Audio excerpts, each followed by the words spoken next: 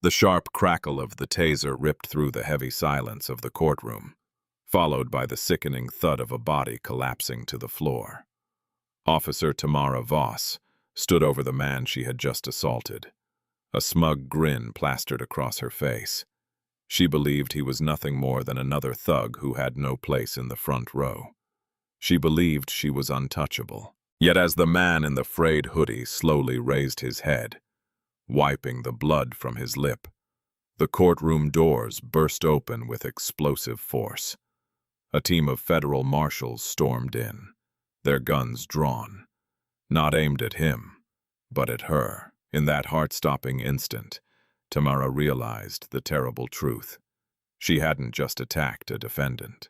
She had assaulted the most powerful man in the state, and he was not seeking mercy. He was seeking a full reckoning. The air conditioning in the fictional Crowley County Municipal Court had long since stopped working properly, turning the room into a sweltering box.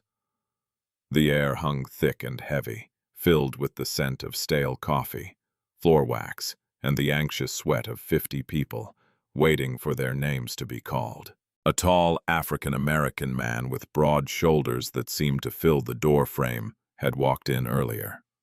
But it wasn't his size that had caught Tamara's attention. It was his attire. A faded charcoal gray hoodie with a small tear near the pocket, loose-fitting jeans stained with soil, and muddy work boots. He looked as though he had come straight from a construction site or landscaping job.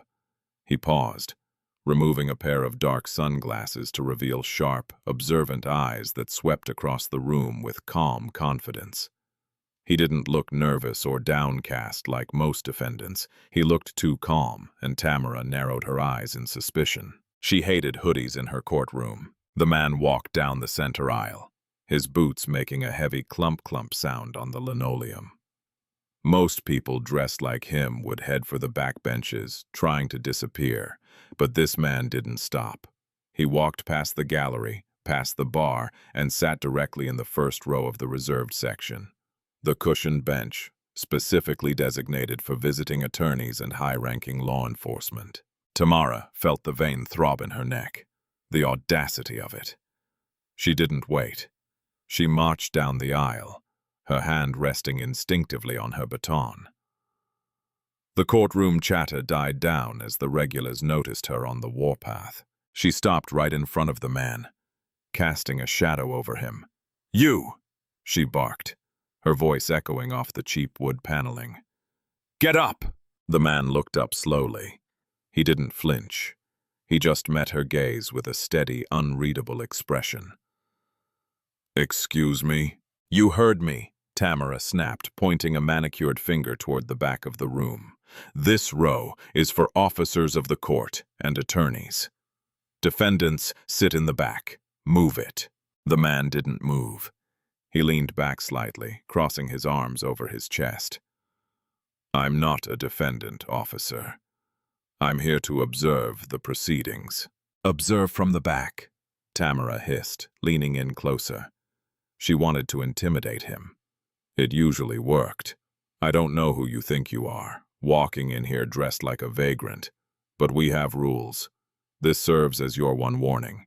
I see plenty of empty seats back there," the man said calmly, gesturing to the vacant bench.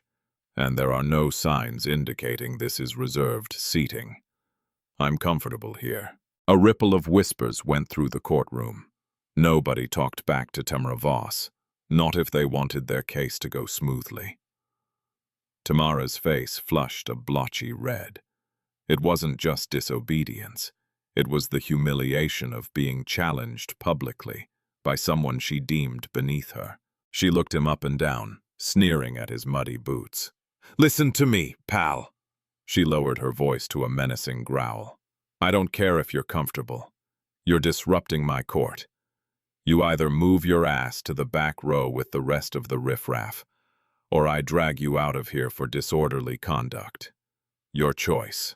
The man held her gaze for a long, tense moment.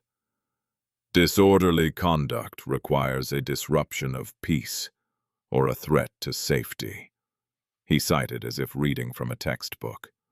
Sitting quietly in a public courtroom constitutes neither. I suggest you step back, Officer Voss. He knew her name. Tamara froze for a second. She glanced at her badge. It was visible. Sure, but nobody ever read it. They just saw the uniform.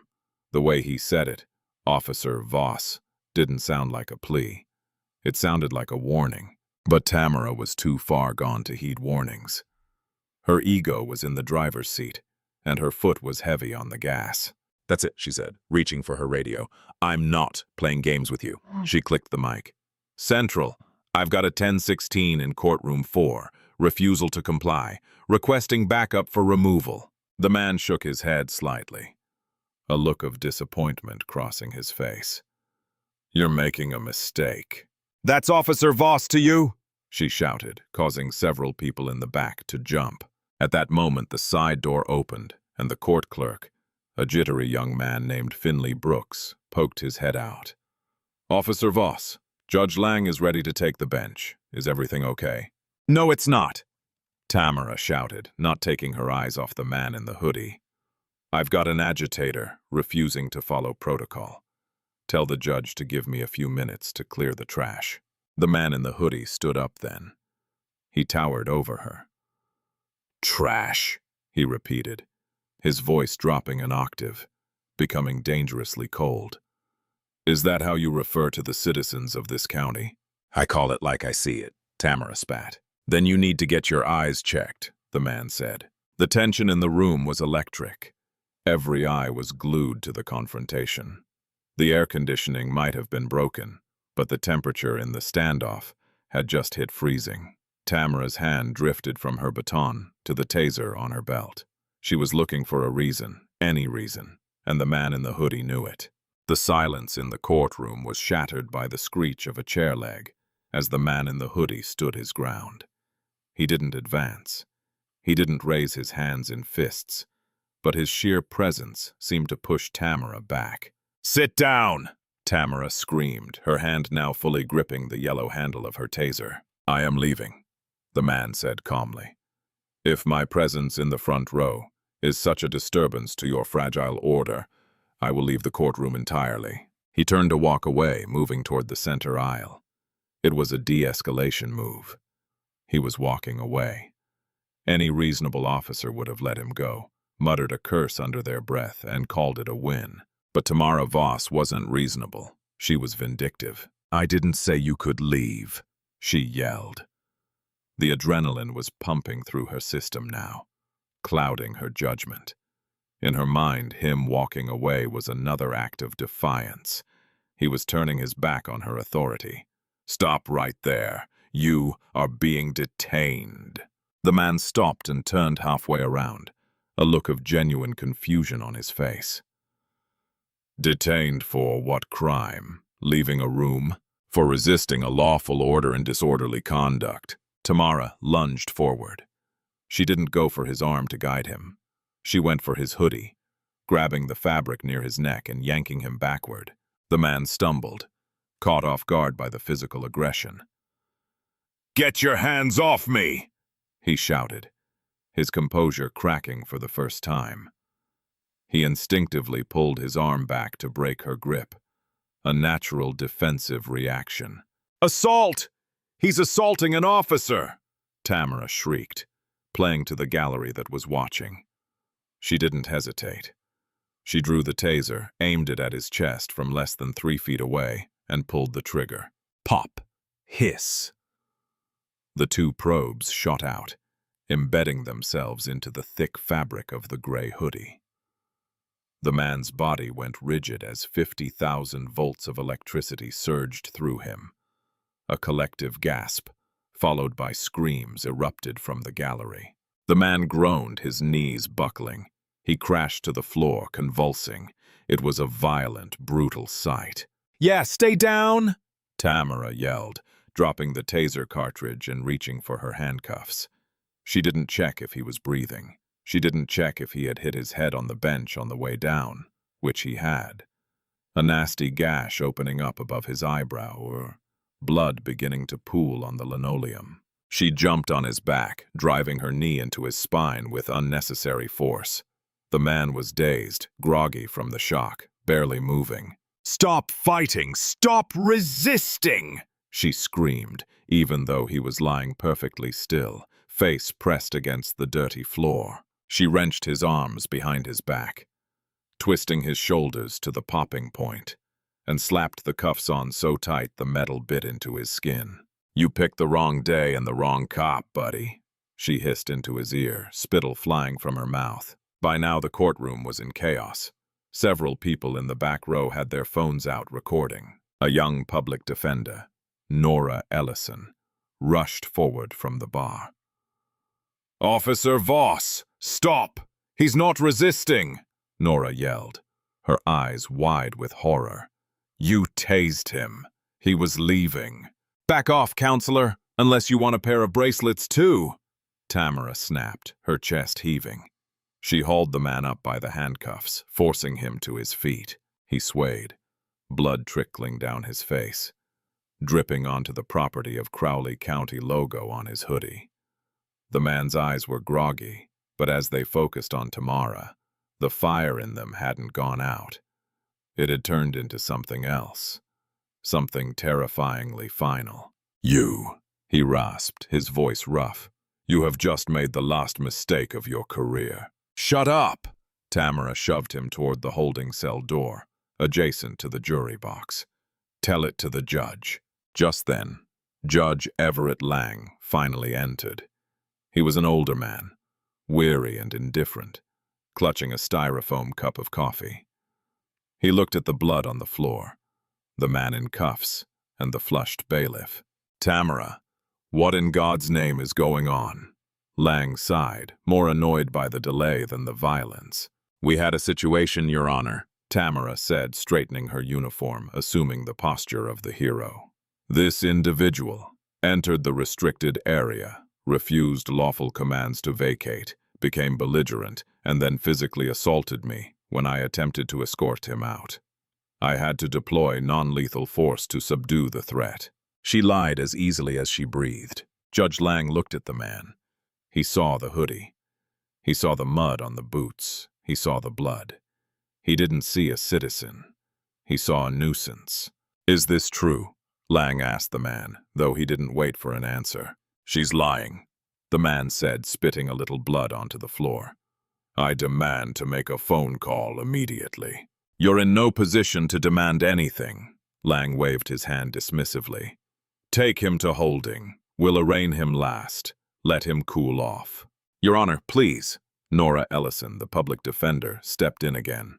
"I saw the whole thing. He was walking away. This is police brutality." "Sit down, Ms. Ellison," Lang snapped, "or I'll hold you in contempt. I trust Officer Voss's judgment. Get him out of my sight." Tamara grinned. It was the smile of the victor. She shoved the man through the heavy metal door, leading to the holding cells. As the door slammed shut, separating the man from the courtroom, Tamara leaned against it, catching her breath. She felt powerful. She had neutralized the threat. She had won. She had no idea that the man she had just beaten, tased, and thrown into a cage was Attorney General Julian Cross. And Julian Cross wasn't just observing the court. He was the newly appointed state attorney general. And he had come to Crowley County specifically to investigate rumors of corruption and abuse of power in Judge Lang's courtroom. Tamara hadn't just assaulted a suspect. She had assaulted the man who signed her precinct's funding checks. Inside the holding cell, Julian Cross sat on the cold concrete bench. His head throbbed and his wrists burned.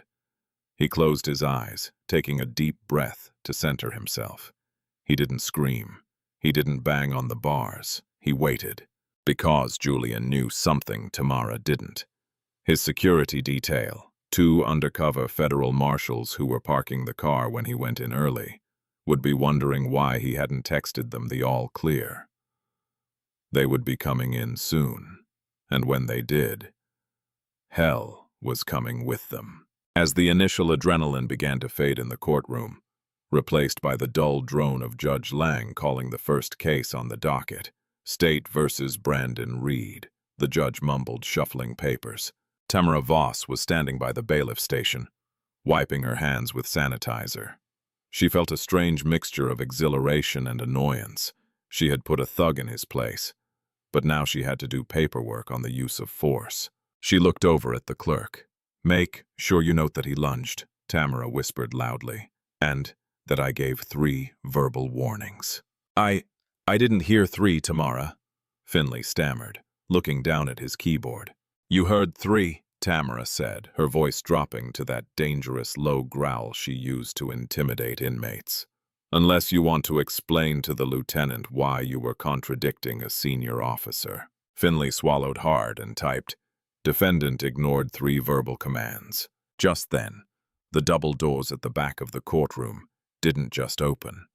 They flew open with such force that one of them cracked against the interior wall. The sound was like a gunshot. Heads whipped around. Judge Lang looked up, his glasses sliding down his nose. "What is the meaning of—" 2 men strode in. They were not local police. They moved with a terrifying, predatory grace that screamed federal. They wore sharp navy blue suits that cost more than Tamara made in a month. They had earpieces coiling down their necks, and their hands were resting near their waistbands. The man on the left was built like a tank with a shaved head and a scar running through his eyebrow. This was Special Agent Victor Kane. The man on the right was leaner, with wire-rimmed glasses and a look of absolute cold calculation. That was Agent Sebastian Holt. They didn't look at the judge. They didn't look at the gallery. Their eyes locked onto Tamara Voss. "Who is the bailiff in charge?" Victor barked. His voice wasn't loud, but it carried to every corner of the room. Tamara stepped forward, puffing out her chest. She was used to being the biggest dog in the yard. She didn't realize wolves had just entered the building. "I am Officer Voss, and you can't just barge in here while court is in session." "Where is he?" Victor cut her off, closing the distance between them in 3 long strides. "Where is who?" Tamara scoffed, resting her hand on her belt near her taser. "You need to lower your tone, sir, or—" Victor moved so fast Tamara didn't even process it. One moment he was a few feet away. The next he was in her face. His badge flashed so close to her nose, she went cross-eyed. "State Bureau of Investigation Dignitary Protection Unit, the Attorney General," Victor said, his voice trembling with suppressed rage. "We lost contact with his wire a short time ago. His GPS puts him exactly in this room.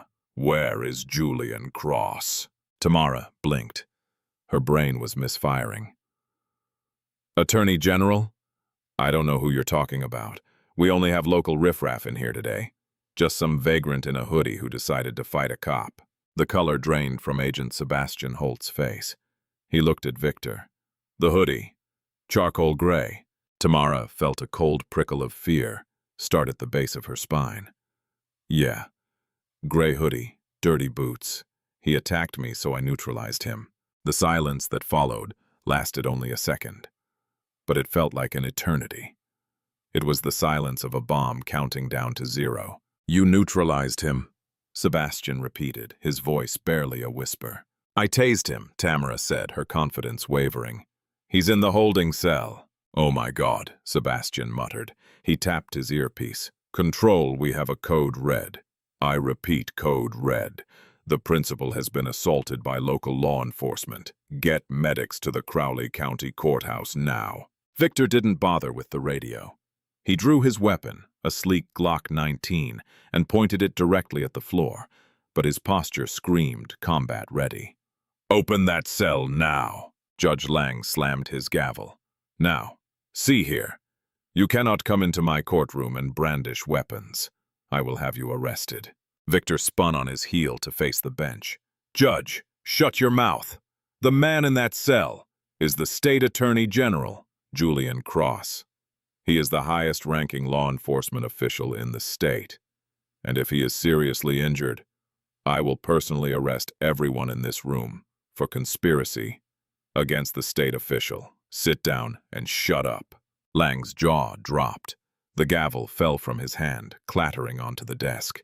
Tamara stood frozen, The world was tilting on its axis. Attorney General? The guy in the hoodie? No, that's impossible. He looked like a nobody. I said, open the door! Victor screamed, shoving Tamara toward the holding cell. Her hands shook violently as she fumbled for her keys. She couldn't get the key into the lock. The metal jingled against the plate, a sound of pure panic. Move! Victor shoved her aside, took the keys, and jammed the master key into the lock. He threw the heavy door open. Julian! Victor shouted, rushing into the dark, cramped cell. The gallery was on its feet. Phones were recording everything. This wasn't just a courtroom drama anymore. This was history unfolding live on social media. The captions on the live streams changed from court drama to cops tase the Attorney General. Inside the cell, Julian Cross was sitting on the bench, his head resting against the cinder block wall. The blood from the gash on his forehead had dried into a crusty, dark streak down the side of his face. His wrists, still bound tightly behind his back, were throbbing. When Victor burst in, Julian opened his eyes. He didn't look broken. He looked angry, a cold, focused anger that was far more terrifying than shouting. "Get these off me," Julian said calmly, turning his back to Victor. "Boss, are you hit?" Victor asked, holstering his weapon and pulling out a key for the cuffs. "Tased. Hit my head on the way down. I'm fine." Julian grunted as the cuffs clicked open. He rubbed his wrists where deep red welts had formed. "Did you secure the room?" "Holt has the room locked down. Medics are on their way." "Cancel the medics," Julian said, standing up. He swayed slightly, and Victor grabbed his arm to steady him. "Sir, you have a head wound." "I said cancel them," Julian ordered. "I don't want a stretcher. I want to walk out there. I want them to see exactly what they did." He wiped the fresh blood from his eyebrow with the back of his hand, smearing it across his cheek. It made him look savage. He adjusted his hoodie, pulling it straight. "Give me your phone," Julian said. Victor handed it over. Julian dialed a number. "It's Cross. I'm at the Crowley courthouse. Activate the corruption task force. I want the building surrounded. No one leaves, not the judge, not the clerk, and definitely not the bailiff. We're doing this live." He hung up and looked at Victor. "Let's go." When Julian emerged from the holding cell, the courtroom went dead silent. He didn't look like a vagrant anymore. Despite the hoodie and the dirt, he carried himself with an aura of immense power. He walked past Tamara Voss. She was pressed against the wall, her face the color of old ash. She was trembling so hard her utility belt was rattling. Julian didn't stop at the defendant's table. He walked straight through the gate, past the prosecutor, and stood directly in front of the judge's bench. Judge Lang was pale, clutching his chest. "Mr. Attorney General, I had no idea. It was a misunderstanding." "A misunderstanding is when you spill coffee on someone, Judge." Julian's voice boomed. He didn't need a microphone. "Assaulting a citizen for sitting in a public seat is not a misunderstanding. It is a civil rights violation." He turned slowly to face Tamara. "Officer Voss," he said. Tamara flinched. "Sir, you resisted. I felt threatened." "I have the audio recording from the wire I was wearing." Julian tapped his chest. "I didn't resist. I was leaving. You attacked me because I bruised your ego. You weaponized your badge because you thought I was nobody." He took a step toward her. The gallery held its breath. "That is the problem with people like you, Tamara. You think the law applies to everyone but you. You judge people by their clothes, by their skin, by their zip code. You thought a man in a hoodie couldn't possibly know his rights. You thought you could beat him, cage him, and lie about it, and no one would care." Julian pointed to this blood on his own face. "Look at this. This is what you did." But here's the twist you didn't see coming. You didn't just attack Julian Cross. You attacked the state of Illinois. He turned to Victor. "Agent Kane, please place Officer Tamara Voss under arrest." "On what charges?" Tamara squeaked, tears finally spilling over. "Aggravated assault with a deadly weapon, filing a false police report, deprivation of rights under color of law, and kidnapping. Julian listed them off like he was reading a grocery list, and read her rights. Make sure you do it better than she did. Victor moved in. He wasn't gentle. He spun Tamara around, grabbing her wrists. "You can't do this!" Tamara screamed, looking at the judge. "Judge Lang, do something! I was following your protocols." "Don't bring me into this!" Lang shouted, trying to distance himself. Julian pivoted back to the judge. "Oh, you're in this, Everett. Deep in it. My office has been receiving complaints about this courtroom for quite some time. Excessive bail, racial profiling, forced plea deals. I came here today to see if it was true. You sat there and watched her tase a man for walking away. You sanctioned it." Julian leaned his hands on the judge's bench, staining the polished wood with a smear of blood from his hand. "I'm filing a motion with the Judicial Oversight Board this afternoon. In short order, your gavel will be nothing more than a paperweight. You're suspended pending an investigation." The courtroom erupted. The people in the back, the poor, the tired, the ones who had been bullied by Tamara and Lang for years, started cheering. It wasn't polite like clapping. It was a roar of vindication. "Order, order!" Lang yelled weakly, but he had no power left. Agent Sebastian Holt stepped forward. "All rise," he commanded, his voice cutting through the noise. "This court is now a crime scene. Everyone stay where you are until statements are taken." As Victor clicked the handcuffs onto Tamara's wrists, the same cold steel she had used on so many others, she looked at Julian one last time. "I have a pension," she sobbed. "I have years." Julian looked down at her, his expression unyielding. "You should have thought about that before you pulled the trigger." Victor began to march her out, the same walk of shame she had forced countless people to take. But as they reached the aisle, the double doors opened again. This time, it wasn't federal agents, it was the press. The local news vans had arrived, alerted by the police scanner chatter about an officer down and attorney general involved. Cameras flashed blindingly bright. Tamara Voss, the tyrant of Crowley County, was dragged out into the harsh light of day, weeping in cuffs while Julian Cross stood in the center of the room, bleeding, battered but undeniably the victor. But the nightmare for Tamara wasn't over. The legal system she had abused was about to grind her into dust, and Julian had one more surprise waiting for her. The drive to the county jail was usually a short one, a route Tamara Voss had driven countless times in her patrol car. She knew every pothole, every turn, and exactly how long it took to transport a prisoner from the court to the intake center. But today, she wasn't driving. She was in the back of a federal unmarked SUV, separated from the agents by a thick polycarbonate divider. Her wrists were cuffed behind her back. The metal bit into her skin every time the car hit a bump. She tried to lean forward. "Hey, can you loosen these?" she yelled at the glass partition. "I'm losing circulation." Agent Victor Kane didn't even turn around. He just turned up the radio. When they arrived at the precinct, her precinct, Tamara expected a professional courtesy. She expected the blue wall of silence to protect her. She thought the boys in blue would rally, slow walk the paperwork, maybe lose the evidence, and let her go with a slap on the wrist. She was wrong. As she was marched into the booking area, she saw the shift commander, Sergeant Cole Brennan. They had worked together for years. They had been to barbecues at each other's houses. "Cole!" Tamara cried out, struggling against Victor's grip. "Cole, tell these feds to back off. You know me. This is insane." Brennan looked up from his desk. His face was pale. Standing next to him was a tall, severe-looking woman, the assistant U.S. attorney who had just arrived on site. Brennan didn't smile. He didn't offer help.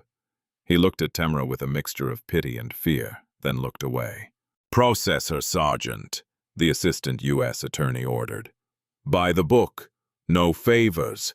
If I see anyone slipping her a coffee or a phone, they'll be named as co-conspirators." "Yes, ma'am," Brennan mumbled. "Cole!" Tamara screamed as Victor pushed her toward the intake desk. "You're going to let them do this to me? For what? For some guy in a hoodie?" "That guy is the Attorney General, Tamara," Brennan hissed, finally looking her in the eye. "And you didn't just tase him. You triggered a federal audit of the entire department. They're seizing the logbooks. They're checking the body cams from the last few years. You just sank the whole ship." Tamara went cold. It wasn't just about her anymore. She had become a radioactive isotope. Her colleagues weren't looking at her with sympathy. They were looking at her with hatred. She was the reason their pensions were now at risk. The indignity of the booking process was systematic and brutal. Tamara had forced thousands of people to go through this, laughing as they cried or complained. Now, it was her turn. "Shoes off," the intake officer, a rookie she had bullied just recently, said flatly. "You can't be serious," Tamara snapped. "Shoes off." She kicked off her boots.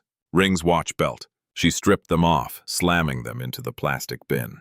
"Turn around, hands on the wall." "I'm not getting patted down by a rookie." "Do it or we add a non-compliance charge," Victor warned from the corner. Tamara complied. She felt the rookie's hands patting her down, checking for contraband. It was invasive. It was humiliating. It was exactly what she had done to grandmothers and teenagers alike without a second thought. Then came the mugshot. She stood against the gray height chart. The camera flashed. That image, her face red, mascara running, hair disheveled, would be on the front page of every newspaper in the state by morning. As she was being led to a holding cell, the doors to the station opened. Julian Cross walked in. He had been treated by the paramedics on the scene. A white butterfly bandage was taped over his eyebrow, and his lip was swollen, but he had changed out of the dirty hoodie. He was now wearing a suit, brought to him by his team. He looked every inch the powerful prosecutor he was. The station went silent. Cops stood at attention. Julian walked slowly toward the holding area. He stopped in front of Tamara. She looked small now, stripped of her belt, her badge, and her weapon. "You wanted to know who I was," Julian said quietly. "Now you know." I didn't know it was you," Tamara stammered, her voice trembling. "If I had known—" "That," Julian interrupted, his voice sharp as a razor, "is exactly the problem. If you knew I was powerful, you would have treated me with respect. Because you thought I was weak, you treated me like an animal. Justice isn't about who you are, Officer Voss. It's about what you did." He turned to Agent Sebastian Holt. "I want her locker searched now." "You can't do that!" Tamara shrieked. "I have rights. You need a warrant." "I am the Attorney General," Julian said coldly, "and this is an active crime scene investigation regarding the assault of a federal officer. We have probable cause." Victor and Sebastian took a crowbar to Tamara's locker in the squad room. The metal screeched as the door popped open. Inside, they found the usual gear: spare uniform, hairspray, a gym bag. But on the top shelf, hidden behind a stack of manuals, was a small locked metal box. "Open it," Julian ordered. They busted the lock. Inside wasn't evidence of the assault on Julian. It was worse. Inside were bundles of cash held together by rubber bands. $20 bills, 50s, hundreds, and, along with the cash, there were pieces of jewelry, cheap gold chains, watches, wedding rings. Brennan gasped. "What is that?" "It's a trophy box," Julian said, picking up a gold watch. He turned it over. It was engraved to Mason, Love, Mom. "These are items she confiscated from defendants and never logged into evidence. She's been robbing the people she arrests." Julian added to the list: grand larceny, corruption, tampering with evidence. He looked at Tamara, whose eyes were wide with terror. "You're not looking at probation, Tamara. You're looking at years." The Crowley County incident, as the media dubbed it, had become a national firestorm. The video of the tasing, leaked by a spectator in the courtroom, had over 50 million views. The image of the peaceful man in the hoodie being electrocuted by the screaming officer became a symbol of police overreach. But the real drama was happening behind closed doors. Julian Cross had recused himself from the actual prosecution to avoid a conflict of interest, handing the case to a special prosecutor from Chicago, a shark named Adrian Vale. But everyone knew Julian was the architect of the strategy. Tamara Voss was sitting in a conference room with her court-appointed lawyer. The police union had refused to pay for her defense, citing gross misconduct outside the scope of duty. She was on her own. "They're offering a deal," her lawyer, a tired man named Mr. Quentin Hale, said, sliding a piece of paper across the table. "Plead guilty to assault and civil rights violations. They drop the larceny charges. You'll serve several years." "Years?"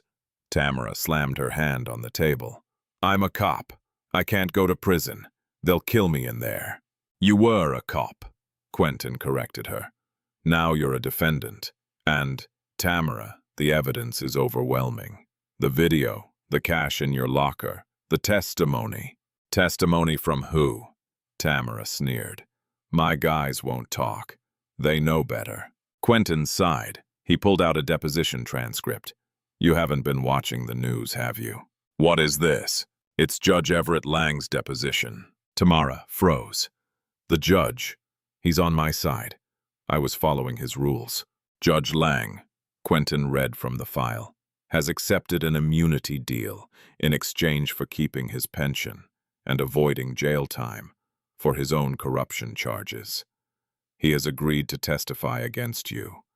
He claims that you were a rogue agent who frequently used excessive force without his knowledge, and that he was terrified of you." "That liar!" Tamara screamed, throwing the file against the wall. "He told me to clear the court. He nodded at me.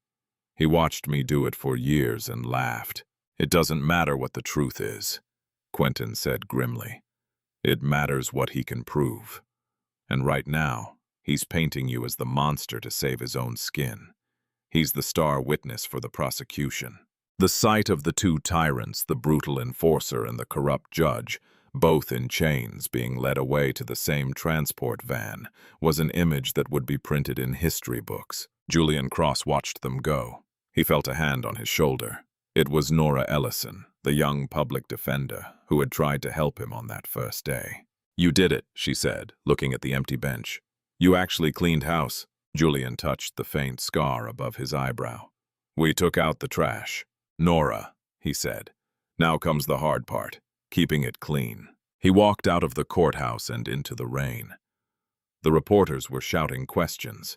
The cameras were flashing, but Julian didn't stop for interviews. He got into his car, took a deep breath, and finally, for the first time in a long while, he smiled.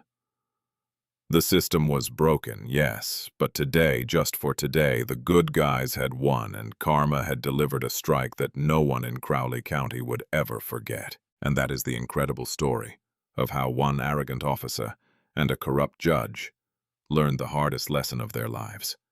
Never judge a book by its cover, and never assume you are above the law. Tamara Voss thought her badge was a shield that would protect her from consequences, but she forgot that true power doesn't come from a uniform. It comes from integrity. In the end, the very system she abused was the one that locked her away, proving that justice might be slow, but it always arrives. If this story of instant karma and justice served cold moved you, please hit that like button. It really helps the channel grow and lets me know you want more stories like this. Don't forget to share this video with your friends to remind them that karma is always watching. And if you haven't already, smash that subscribe button and ring the notification bell so you never miss a new story. Thanks for watching, and I'll see you in the next one.